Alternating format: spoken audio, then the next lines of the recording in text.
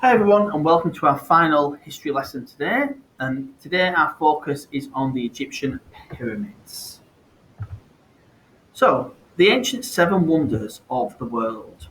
So, the ancient seven wonders of the world is a list of remarkable humanly constructed landmarks from ancient and classical civilizations. Now, the original list goes back to the 2nd century BC, so that's 200 years before Christ was born, before the year 0 AD. The landmarks consist of the pyramid, a mausoleum, that's a type of tomb, a temple, two statues, a lighthouse, and a garden. And they are as follows: the Lighthouse of Alexandria in Egypt, the Colossus of Rhodes in Greece, the statue of Zeus at Olympia, again in Greece, the Temple of Artemis at Ephesus, which is in modern day Turkey, the Hanging Gardens of Babylon, which is in modern day Iraq, the Great Pyramid of Giza in Egypt, and the mausoleum at Halicarnassus. I've got no idea where Halicarnassus is, my apologies. So the Great Pyramid of Giza is there. So you can see that we live here on the island of Great Britain, and the Great Pyramid of Giza here is just on the outskirts of the city of Cairo in Egypt today, in the district of Giza, strangely enough.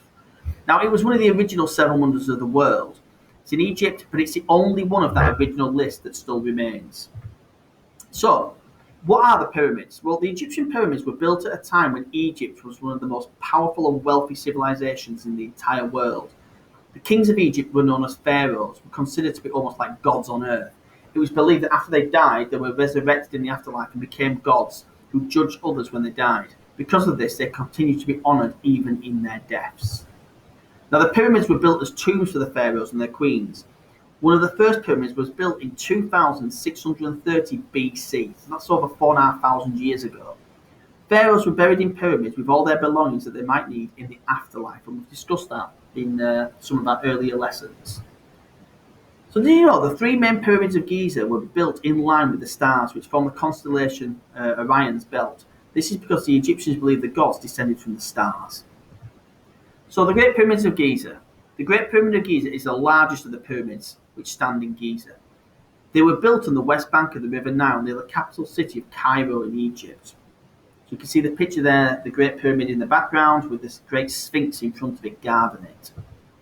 Now around 2550 BC, Pharaoh Khufu, known as Cheops, instructed the first of the three pyramids to be built. This was the Great Pyramid, and it stands at 147 meters above the ground.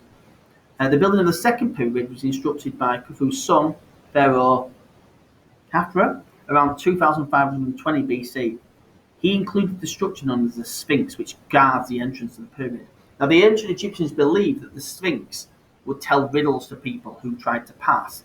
If they couldn't answer the riddle, then it would devour them, it would eat their souls.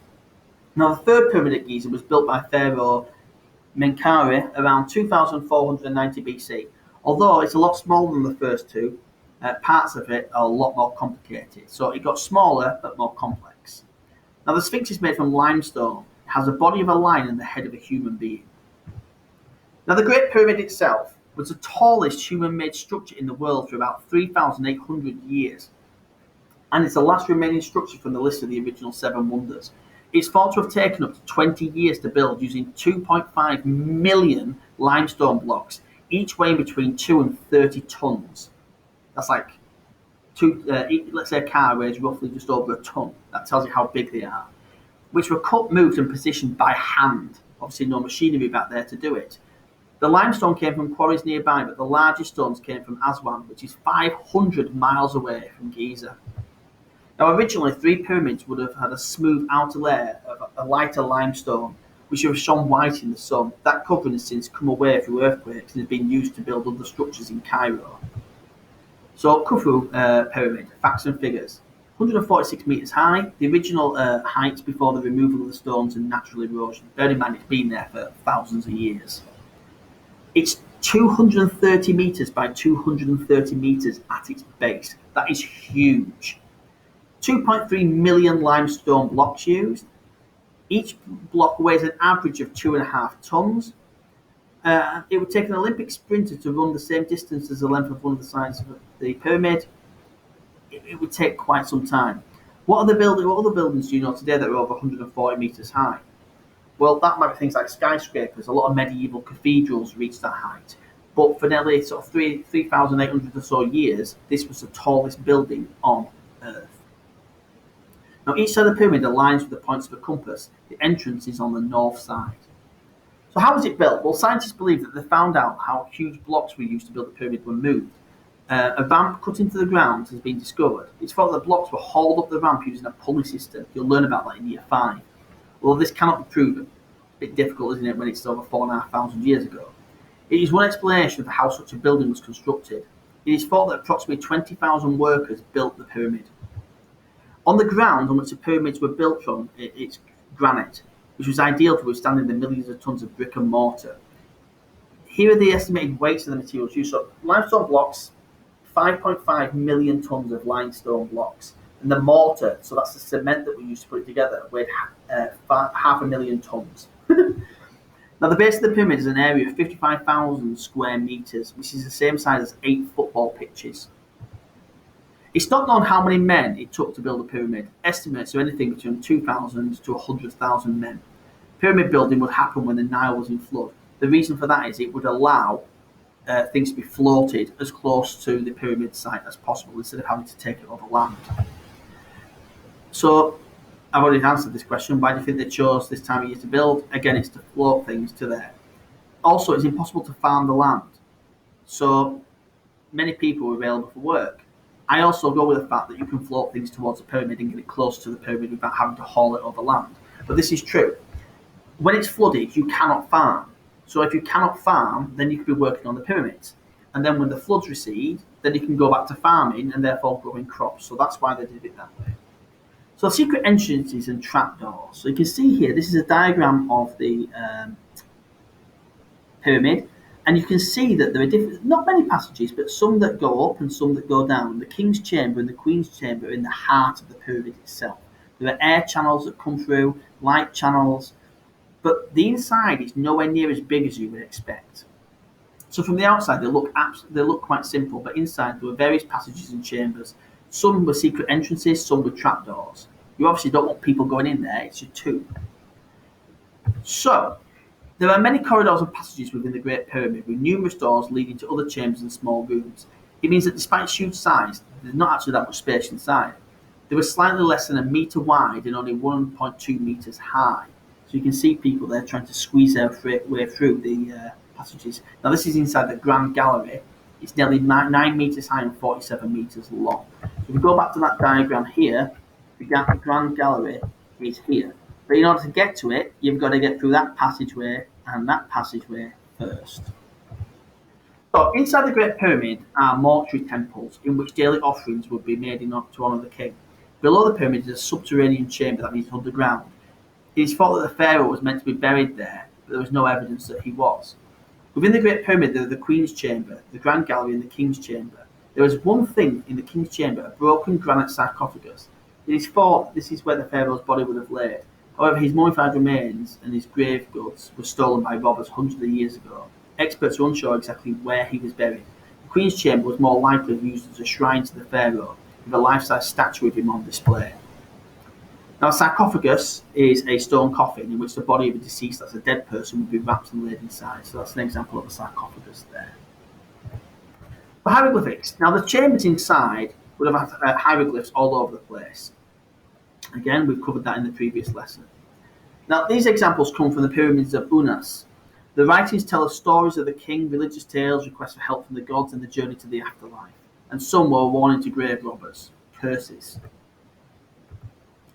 So treasure. Now, when the pharaoh died, obviously they believed in going to the afterlife. Well, if you're going to go to the afterlife, then you want to be rich in the afterlife like you are in the real world. So when a pharaoh died, he was buried with a lot of his treasure. He'd been buried with his mummified horses and mummified pets. Even servants and potentially his wife would have been killed off and mummified too, so that he had them to join him in the afterlife. You'd have had things like chariots and all that kind of stuff. So would have been put in there so that when the pharaoh entered the afterlife, he could continue to live like a king. So treasure and items for the king would be used in the afterlife, would be left in the burial chamber. Other chambers might be used for members of his family. If you believe that you were going in the afterlife, what would you take with you? Pretty sure that my own children would probably take their laptops or their switches, something to be playing on. So the Khufu Pyramid complex included 5 boat pits containing ships. One of the ships was restored and is on display. It's not known whether these vessels ever touched the water, perhaps to bring the king's body along the Nile to the tomb, or whether they were intended for the king to use in the afterlife. So the Great Pyramid of Giza is an amazing structure. It's surrounded by cemeteries where royals and nobles were buried. So basically it's a huge graveyard, as well as other pyramids built for other pharaohs that ruled the wealthy and powerful nation of Egypt. The precision involved in building the 3 pyramids at Giza suggests that the Egyptians were mathematical and engineering experts. You can't build something like that if you don't know what you're doing. And the fact that they're still standing 4,500 years later is a testament to their skill. Other things there, the Sphinx at Giza. Now the Sphinx, as I said earlier, is a mythical creature with a human head and the body of a lion. The word means father of dread, or the terrifying one. Made in limestone, it sits near the pyramids of Giza. It's the largest stone statue in the world, at over 73 metres long, 19 metres wide, and 20 metres high. It's believed to have been built during the rule of Khafra, and the face is his likeness. Now, I've already told you now that the Sphinxes were built in order to guard the entrances to the necropolis. If you couldn't answer their riddles, they would devour you. It's as simple as that. So other pyramids, this is Mastaba. So although more trapezoid than pyramid-shaped, the mastaba was the basis that pyramids came to form. This flat-top building with sloped sides was erected over the burial chamber, which was carved deep into the ground below. So it's like a proto-pyramid, so first of its kind. Burial chambers were lined with wood and often decorated with paintings. As time went on, the chambers became more complex and would include a small chapel. At ground level, there were rooms where offerings were left for the deceased, that's the dead. And mastaba comes from the Arabic word meaning bench. It's a little bit like a bench shape, isn't it?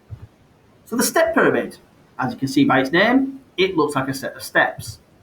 So the first pyramid was the Djoser, built in Saqqara, south of Cairo. It began as a traditional flat-roofed mastaba. It had 6 tiers that were built in stages. So each step was made of rough stones before being covered in a limestone outer casing, and it was polished to make the pyramid gleam in the sun. Similar to the mastaba, the burial chambers of the step pyramids were underground and complex. However, tunnels and passages of the Djoser were lined with limestone instead of wood.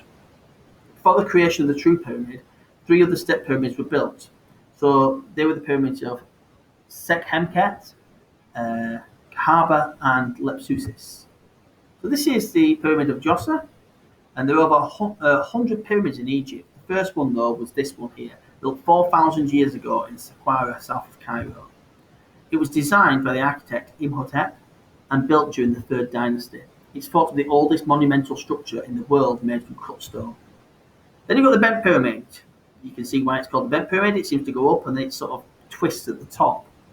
Now, that is in Dashur. It was created by accident and was King Sneferu's attempt to build the first smooth-sided true pyramid. So again, they've gone from step pyramids to try and get a smooth-sided pyramid. It's not quite worked out. However, when the building began, the 55-degree angle of the slope was too steep while building. The engineers realised it would be unstable and it'd end up collapsing. So halfway up, the angle was changed to 43 degrees to make it more shallow so that the entire pyramid wouldn't fall under its own weight. Now, Sneferu learned lessons in this era, and it would have been the first true pyramid, the Red Pyramid, created with his name and his knowledge. So that's the bent pyramid again. With its two-angled shape, the bent pyramid is the only pyramid of its kind. Not only does it provide valuable information about the development of pyramids, but it's unique for another reason. The limestone casing surrounding the bricks is largely intact, so this pyramid provides great insight into how other pyramids would have looked in Egypt. The first true pyramids. Now, the first one is believed to be the Red Pyramid, built in Sneferu's name after the lessons he learned from the previous one, the Bent Pyramid. Now, the construction of a true pyramid was initially similar to the Step Pyramid. However, the final product was cased in limestone, so that means it was covered in limestone to make it more appealing and give it a smooth outside effect. And they reckon that it took about 17 years to build this. So that's the Red Pyramid there. Now, the Red Pyramid of Dashur gets its name from the sandstone used in its construction, because it's got a reddish colour to it, a reddish hue. Although the Red Pyramid is the 3rd largest pyramid in Egypt at 104 metres tall, it has the 2nd largest base of all. Egyptian pyramids, each side measuring 220 metres. Most of the outer white limestone casing was used in the building of Cairo, in particular the mosques of Cairo.